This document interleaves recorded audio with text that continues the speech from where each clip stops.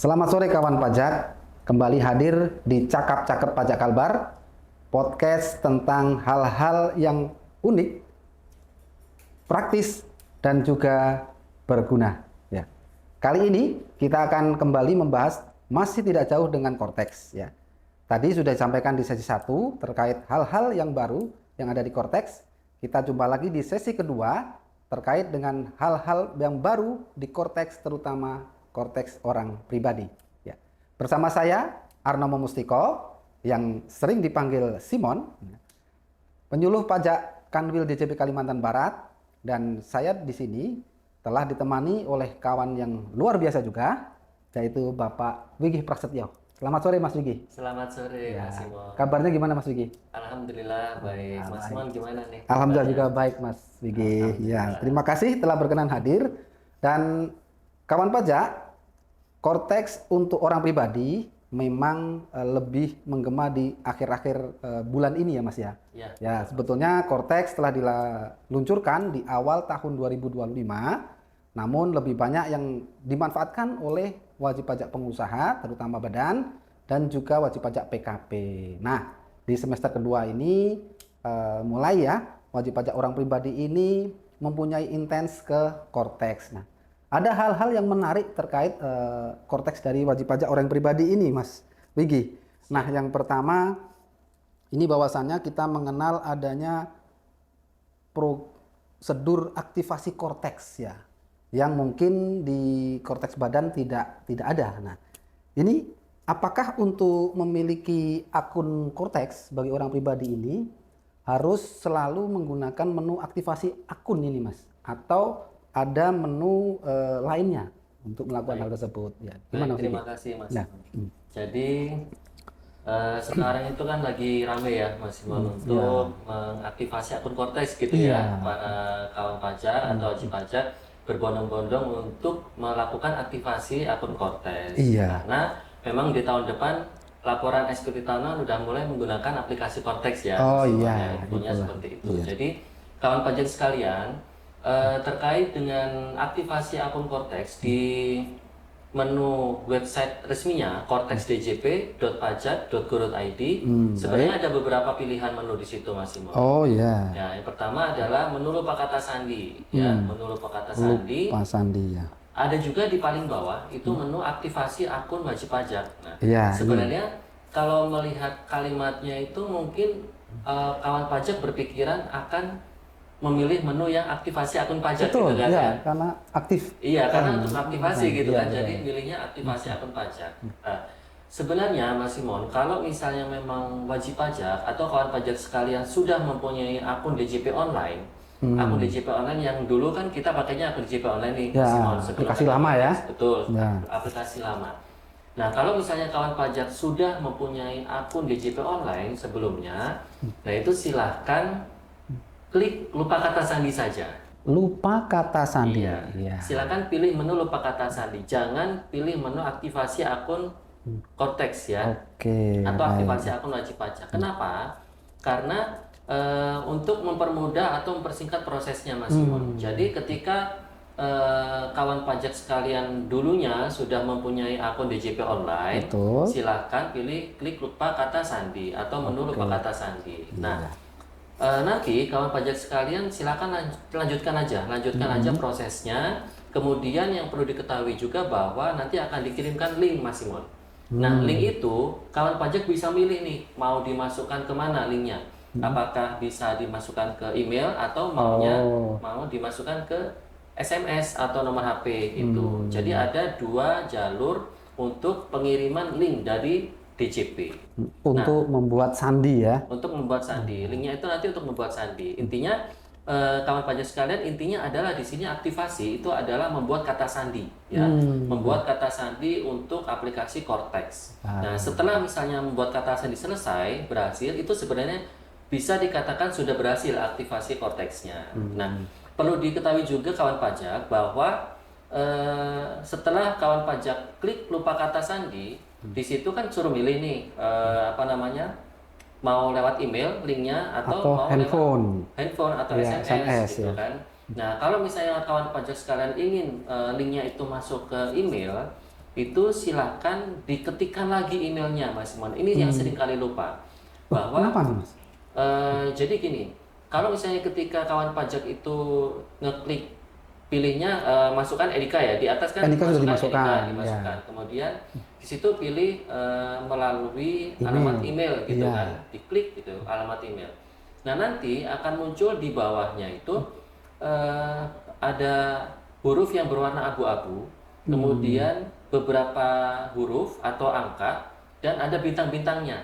Oh, Nah, baik. itu mungkin menurut kawan pajak sekalian, sebagian besar mengiranya itu sudah selesai, lanjut aja gitu kan. Oh, baik. Padahal nggak seperti itu. Jadi kawan pajak itu harus menuliskan. Tetap menuliskan. Tetap Ya. menuliskan. Hanya Hanya itu clue aja sebenarnya. Clue Baik. atau Spill ya? spill ya. Ya, Ya benar-benar. Spill email yang sedang digunakan atau email yang terdaftar di sistem Cortex. Jangan sampai yang diketikkan adalah alamat email yang lain, Iya, betul. selain dari yang sudah Tercantum di situ. tercantum di situ. Baik, Jadi itu silakan krusialnya ya. diketik ulang nih, misalnya a.123@gmail.com gitu ya. Nah itu silakan diketik ulang ya kawan pajak, dan harus diketahui juga bahwa kalau misalnya di situ terteranya huruf besar, maka nulis emailnya juga harus huruf besar Sesuai juga, ini ya. sesuai persis dengan yang ada di Baik, situ. jadi case sensitif ya Mas ya. Iya betul, Oh, sensitif. Karena kalau misalnya dipaksakan nulis nggak sesuai, nanti tidak akan bisa berhasil nih Mas Simon untuk Oh, linknya. baik. Benar-benar harus sesuai. Kalau alamat handphone tidak ada salah unsur besar unsur kecil ya, Iya, karena nah semua ini, angka. kalau misalnya handphone ini beda lagi nih Mas, agak sedikit berbeda. Kalau Ya. misalnya kawan pajak sekalian memilih linknya untuk dimasukkan melalui nomor HP, nanti jatuhnya ke SMS ya, bukan nomor WhatsApp tapi SMS. Nah, ini berbayar nggak Mas? Nah itu, kalau bilang berbayar ini gak enak jadi ngomongnya. Oh ya, tapi kan tarif SMS ya. Iya, Oh, jadi baiklah. ini kawan pajak, untuk kawan pajak sekalian apabila memilih linknya masuk ke email, atau masuk nomor ke handphone, SMS nah ya. itu nanti mengurangi pulsa. Akan dikenai biaya. Akan dikenai biaya sesuai biaya SMS ya, tarif SMS sesuai dengan providernya masing-masing. Oke. Nah, ini setelah tadi mengisi salah satu ya, email ataupun nomor handphone, ini untuk lupa sandi tadi diteruskan dengan apa Pak? Mas Bigi. Setelah lupa kata sandi gitu ya, kemudian kan kita cek email nih, kita cek emailnya, link sudah masuk nih, link sudah masuk warna biru, silakan diklik. Nah itu nanti silakan kawan pajak sekalian membuat password baru. Password barunya itu password untuk akun Cortex nantinya. Dan perlu saya sampaikan juga bahwa ada kriterianya nih Mas Simon, ada syaratnya nih membuat passwordnya. Kriteria passwordnya. Kriteria passwordnya, jadi tidak bisa ngasal juga ya. Jadi ada ketentuannya. Ketentuannya itu minimal 8 karakter, ada huruf besar, huruf kecil, huruf besar, satu huruf kecil, minimal satu huruf besar, minimal satu huruf kecil, ada angka dan karakter khusus. Oh, baik. Minimal 8 karakter ya. 8 karakter, baik. Nah, ini kawan pajak, jadi untuk kegiatan aktivasi akun ya, ini tidak harus melulu dilakukan dengan tombol atau menu aktivasi akun ya. Betul. Namun bagi kawan pajak yang selama ini sudah pernah menggunakan atau mempunyai aplikasi DJP online, nah ini bisa menggunakan atau klik tombol lupa kata sandi. Nah, selanjutnya ini sebetulnya menu aktivasi akun ini dipergunakan untuk apa jadinya nih Mas? Nah, iya. Berarti tadi kan udah ngomongin menu ini ya, menu lupa kata Lupa kata sandi gitu sandi, ya. ya. Oke, sekarang menu yang paling bawah nih, menu aktivasi akun wajib pajak. Nah, menu aktivasi akun wajib pajak itu sebenarnya digunakan untuk wajib pajak yang dulunya belum pernah punya akun DJP online.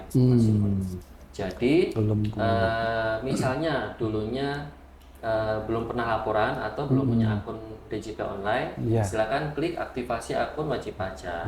Nah, ikuti langkahnya aja, ikutin langkah-langkah, diklik, kemudian dicentang apakah sebagai wajib pajak, itu dicentang, masukkan NIK-nya, kemudian klik cari. Nah, nanti sistem akan menuliskan di situ namanya siapa, perlu dicek juga. Ya. Otomatis ya? Otomatis, baik ya. Kalau misalnya kawan pajak sekalian sudah mengecek emailnya, nama sudah sesuai, kemudian silakan memasukkan alamat email dan nomor HP. di situ. Yang sesuai dengan database Yang sesuai pajak dengan ya. database. Nanti Oke. sesuai atau tidaknya itu akan ketahuan Mas Simon. Oh baik ya. Jadi di situ misalnya kawan pajak nih sekalian nginput alamat email gitu ya, Ya, dan dan nomor HP gitu nomor ya. HP di bawah. Ternyata ada tanda silang di sampingnya di sebelah kanan. Oh Nah ya. itu kalau misalnya ada tanda silang itu artinya data yang kawan pajak masukkan itu tidak sesuai dengan data yang ada di sistem kami gitu. Baik. Nah, solusinya apa? Solusinya adalah ajukan perubahan data. Nah, buat kawan pajak sekalian, apabila kejadian seperti itu, mungkin salah satu atau dua-duanya ada tanda X atau tanda silang, artinya kawan pajak harus mengajukan perubahan data dan itu bisa diajukan ke kantor pajak terdekat gitu. Harus ke kantor berarti ya? Iya, betul. Oh, Kalau untuk dua hal ini, Ya. untuk update atau mengubah alamat email dan nomor HP itu harus datang ke kantor dan harus datang sendiri ya, masih menit tidak bisa diwakilkan. Oh gitu ya, baik-baik. Nah, tapi kalau misalnya alamat email dan nomor HP tadi itu sudah betul, sudah Valid, sesuai ya. dengan Data data di DCT. sistem kita, nanti di sebelah kanan itu akan ada tanda centang, Mas. Checklist gitu ya. Checklist, Oh, baik. checklist warna hijau. Ah, Ya, nah kalau misalnya sudah, silakan lanjutkan dengan selfie, kemudian silakan klik simpan. Oh baik. Jadi ini ada tahap foto ya Kak? Iya betul. Iya Bang. Jadi Bang Mas Wiki harus dipersiapkan oleh kawan pajak dalam rangka ingin menggunakan mode aktivasi akun. Ini berarti perangkatnya harus khusus ya ini? Iya, intinya harus ada kamera. Kan Ada selfie. kamera, ya. Betul. Oke. Jadi harus ada kamera. Sebenarnya pakai HP itu bisa kan? Kan kalau Pakai handphone bisa ya? HP itu bisa ada kamera depan gitu Kamera ya. depan, ya, Nah, itu betul. bisa sebenarnya. Atau pakai laptop juga bisa. Iya. Gitu. Nah, perlu saya sampaikan juga bahwa setelah kawan pajak sekalian itu selfie, kemudian bisa disimpan, oke, Iya. selesai. Nah, nanti kawan pajak tidak hanya sampai di situ stepnya Mas Simon. Jadi tetap harus melakukan proses lupa kata sandi lagi. Oh baik. Jadi proses aktivasi akun ini hanya untuk memastikan data handphone, alamat email, Iya, dan foto. Terdapat foto ya, atau kita sebutnya sebagai poro ya. poro. Ya, sudah valid sehingga nanti ada tahap kedua, kawan pajak kemudian melanjutkan dengan prosedur seperti yang pertama ya, Iya, lupa lupa kata kata sandi. Sebenarnya gini Mas Simon. Iya.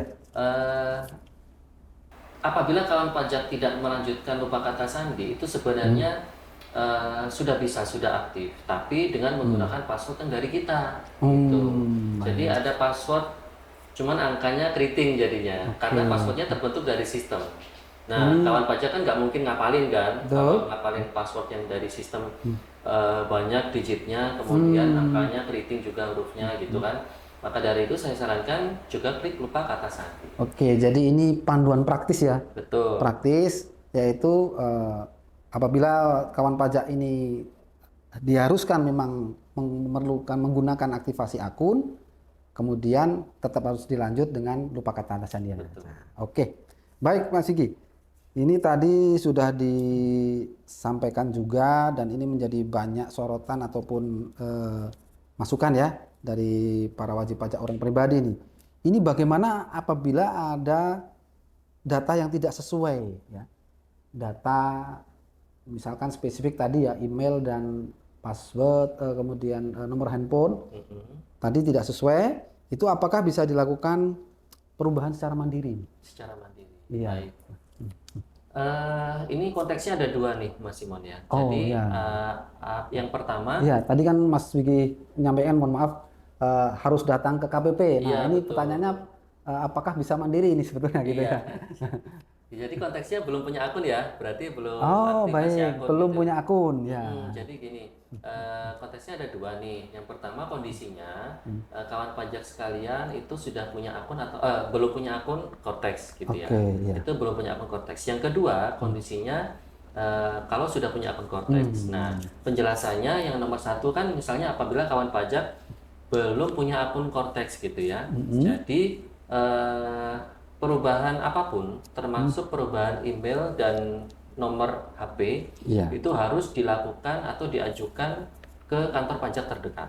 Terdekat ya, tapi terdekat. ya. Nah, sekarang juga sistemnya borderless sebenarnya, agak sedikit memudahkan. Kenapa? Karena tidak harus diajukan ke KPP terdaftar, Terdaftar. tapi bisa diajukan ke KPP manapun, KPP terdekat, ya, ke KPP ataupun KP2KP. Nah, untuk itu memang harus datang Mas Simon. Untuk misalnya apabila kawan pajak belum punya akun Belum Cortex, berhasil aktivasi akun, sehingga belum berhasil ya. Nah, kalau misalnya kondisi yang kedua, itu apabila memang kawan pajak sekalian sudah punya akun Cortex nih, terus ingin melakukan perubahan data, entah itu perubahan alamat email, kemudian nomor HP, Iya. alamat utama atau alamat rumah, bahkan nomor rekening pun itu sebenarnya bisa dilakukan secara mandiri. Oh, baik-baik. Jadi bisa dilakukan atau diajukan sendiri melalui akun Cortex-nya masing-masing. Namun ada beberapa permohonan atau perubahan data yang memang memerlukan verifikasi oleh petugas KPP. Oh, baik. Oke. Jadi kawan pajak ini salah satu perbedaan yang jelas ya. Ketika kawan pajak ini sudah punya akun Cortex, sudah bisa akses ke Cortex, maka beberapa perubahan itu bisa dilaksanakan secara online, ya, mandiri. Dan sebagian lain bisa dilakukan masih secara mandiri, tapi masih membutuhkan approval dari petugas, ya, ada verifikasinya. Ini kira-kira untuk jenis perubahan data yang seluruhnya mandiri, itu istilahnya ya, ini contohnya apa? Kalau misalnya seluruhnya mandiri ya, misalnya ya itu tadi, misalnya mau melakukan perubahan alamat email, kemudian nomor HP gitu, itu tanpa approval dari petugas pajak gitu. Jadi bisa langsung diubah nih karena berkaitan dengan data diri wajib pajaknya. Oh, baik.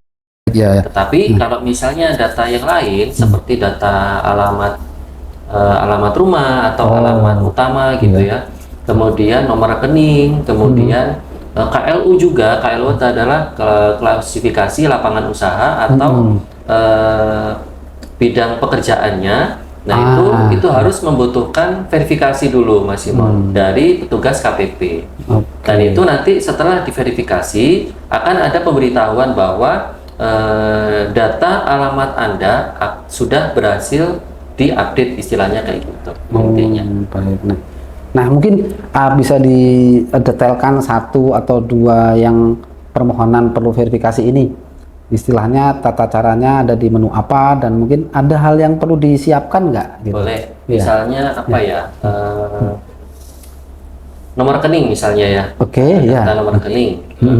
Nah, data nomor rekening kawan pajak sekalian dicek dulu di akun Cortex-nya, rekeningnya sudah betul apa tidak, masih aktif atau tidak. Betul itu. Nah, kalau misalnya sudah tidak aktif, kawan pajak bisa langsung hapus atau bisa juga mengupdate, ya, mengupdate kemudian dimasukkan nomor rekeningnya yang benar, kemudian nanti silakan upload dokumen. Nah, harus mengupload dokumen nih Mas Simon. Dokumennya apa? Memang sebenarnya di situ dokumen apapun itu bisa terupload tanpa bisa membaca dokumennya apa gitu kan sebenarnya. Nah, kalau misalnya terkait dengan perubahan rekening, berarti kawan pajak bisa melampirkan atau mengupload buku tabungan gitu yang tertera nomor rekeningnya. Atau rekening koran itu ya, atau tampilan rekening koran. Nggak perlu ditunjukkan angka-angkanya, nggak perlu. Oh, saldo nggak perlu ya? Saldonya nggak usah. Nah, dengan kawan pajak mengupload itu, nanti petugas akan melihat oh, kawan pajak A sedang mengajukan perubahan nomor rekening. Dilihat lagi dokumennya, apakah mendukung atau tidak, apakah sesuai atau tidak. Nah, kan tidak menutup kemungkinan nomor rekening yang kawan pajak cantumkan atau isikan di situ tidak sesuai dengan dokumen gitu kan. Nah, itulah gunanya verifikasi oleh petugas pajak. Jadi sebetulnya verifikasi ini juga untuk memastikan kevalidan data ya. Misalkan tadi rekening Bapak Ibu nggak sengaja ya, ketika mengisi merekam itu sebetulnya bank RBS gitu kan, tapi yang diupload sebetulnya buku rekening bank ABC seperti itu ya. Nah, itu tentunya nanti petugas akan melakukan pengembalian dulu. Betul. Nah, nanti Bapak Pengelakan istilahnya. ya, kemudian kawan pajak bisa mengajukan ulang seperti itu ya. Betul. Betul. Nanti bisa mengajukan. Oke, nah ini untuk dokumen pendukung lainnya, misalkan alamat berganti atau KLU, ini bisa dilakukan di menu yang sama atau dokumennya juga lain gitu? Mungkin gini, perlu saya tambahkan juga nih Mas Simon, terutama ini penting juga nih buat kawan pajak yang mau melakukan penambahan data anggota keluarga. Oh ya. Nah itu juga sama nih, bisa menambahkan anggota keluarga. Misalnya nih saya ingin menambahkan, saya menikah, kemudian ingin menambahkan data istri saya di akun Cortex. Nah itu juga bisa Mas Simon. Nah caranya nanti dibuka aja menu portal saya, kemudian perubahan data, kemudian di situ ada portal saya, kemudian profil saya, kemudian informasi umum, kemudian edit. Edit ya. Nah itu di edit itu ada beberapa data di situ masih ada beberapa data termasuk data unit keluarga. Data pajak keluarga. Nanti bisa saya tambahkan di situ, bisa ditambahkan kawan pajak untuk menambahkan anggota keluarga, istri, NIK berapa, kemudian pekerjaannya apa. Nah kemudian yang harus diupload adalah KK-nya. KK ya, dokumen KK yang sudah di scan ya. Yang sudah di scan nanti di-upload PDF, kemudian nanti akan ada verifikasi juga dari petugas pajak. Oke, ada proses validasi sudah sesuai atau belum. Betul. Atau data yang dilampirkan ini fotokopi yang samar-samar gitu ya. Ya, intinya kita mohon untuk data fotokopinya yang jelas gitu ya. Betul. Nah, ini menyinggung terkait anggota keluarga atau tadi tanggungan ya. Ini kami juga mencatat di sini salah satu trendingnya, yang pertanyaan di sini adalah bagaimana kalau ada istri yang memilih terpisah tadinya, kemudian berlakunya Cortex ini ingin bergabung dengan NPWP suami. Ya, ada hal yang perlu dilakukan atau tidak? Memang sedang booming juga ya sekarang ya seperti itu. Jadi para istri. Ini kalau ya, ini bertanya-tanya gitu ya, bertanya-tanya. Sebenarnya saya perlu nggak sih menggabungkan NPWP dengan suami? Iya itu pertanyaannya. Efeknya apa? Gitu. Jadi kalau saya sampaikan di sini bahwa memang disarankan Mas Simon, disarankan. Kenapa? Karena keluarga itu kan satu entitas gitu ya. Jadi antara suami, istri itu sebenarnya satu entitas. Artinya apa? Dalam laporan pajak itu penghasilannya suami dan istri itu seharusnya digabung. Dalam satu SPT gitu. Nah, dalam hal ini di konteks ini nanti apabila memang ada kawan pajak yang statusnya sebagai istri ingin menggabungkan penghasilannya atau menggabungkan NPWP-nya dengan suami, maka silakan yang pertama pastikan di akun konteks suaminya itu istri sudah menjadi tanggungan. Di menu tadi ya? Di menu yang tadi betul. Yang tadi saya unit pajak keluarga. Betul, di data unit keluarga itu silakan pastikan di akun Cortex suaminya itu sudah ada istrinya, data istri, dan itu di situ tertanggung atau menjadi tanggungan. Menjadi tanggungan. Betul. Kalau misalnya sudah seperti itu, maka silakan NPWP istri itu bisa diajukan nonaktif. Oh gitu. Iya, dari Cortex istri ya? Dari Cortex istri. Mengajukan sendiri pilihan untuk nonaktif. Betul, ada pilihan nonaktif. Dan itu nanti ada prosesnya Mas Simon. Jadi ketika istri itu ingin mengajukan nonaktif, maka silakan pilih di situ ada alasannya. Alasan penonaktifan itu apa? Spesifiknya. Tapi pilihan ya? Pilihan. Oke, tidak perlu mengarang ya? Pilihan. Nggak perlu ngetik gitu ya. Oh, baik ya. Kalau konteks ini milih Mas Simon, milih untuk menggabungkan penghasilan dengan suami. Itu ada pilihannya di situ. Oh, baik. Dan nanti bisa di-upload juga fotokopi KK. Fotokopi KK, bukti ya? Buktinya bahwa memang dalam satu keluarga gitu kan. Nah kalau sudah, nanti kawan pajak sekalian tinggal menunggu saja, itu nanti diproses oleh kantor pajak selama 5 hari kerja setelah pengajuan. Proses nonaktifnya. Untuk proses nonaktifnya. Baik. Nah, Baik Mas Bigi, ini tadi sudah dijelaskan ya, apabila istri kemudian bergabung dengan suami ya, dan sudah melakukan prosedur tadi yang sudah disampaikan Mas Bigi ya. Nah, ini pertanyaan berikutnya adalah apabila nanti pemberi kerja dari istri ini meminta data NPWP, ya, ini yang diberikan adalah nik suami atau nik istri, Mas Bigi? Nah, posisinya ini udah gabung ya Mas Simon ya? Sudah ya, Udah prosedur nih. tadi sudah dilakukan. Betul, ya, istri sudah menggabungkan NPWP dengan suami. Iya. Nah, nanti istri silakan untuk menyampaikan nomor NIK-nya, nomor NIK istri ke pemberi kerja Mas Simon. Oke, jadi menggunakan NIK istri ya? Ya, tetap menggunakan NIK istri nanti. Baik. Disampaikan informasinya ke pemberi kerja, nanti supaya nanti untuk perekaman bukti potongnya itu tetap menggunakan NIK istri. Dan oke, jadi menjadi pertanyaan, banyak pertanyaan ini ya. Ya. Ketika memang ini harus bergabung atau tidak, ya ini sudah bergabung. Kalau sudah bergabung, ini kemudian pakai identitas siapa? Iya. Ya ini sudah Masih bingung ditegaskan ya, bahwa menggunakan NIK istri dan nanti bukti potong akan tetap atas nama istri ya. Namun akan masuk ke kortek suami. Betul. Oke. Baik. Nah, ini berbagai hal yang menjadi serba-serbi dalam tahap awal korteks ini ya. Sudah coba kita tampilkan berdasarkan pertanyaan ya. Frequent asked question sudah kita sampaikan. Nah, ini sebagai penutup Mas Wiji, satu pesan singkat agar wajib pajak ini tidak merasa panik, grogi ataupun takut ya terkait penggunaan aplikasi korteks ini, mungkin silakan disampaikan Mas Wiji. Supaya tidak panik ya. Iya, gitu. Memang ini ya Mas, karena hal baru ya. Iya, jadi betul. masih agak kayak. Jadi satu hal perlu saya sampaikan kepada kawan pajak sekalian, bahwa terkait dengan penggunaan aplikasi korteks itu diciptakan atau dimunculkan aplikasi ini itu untuk mempermudah kawan pajak sekalian, gitu ya.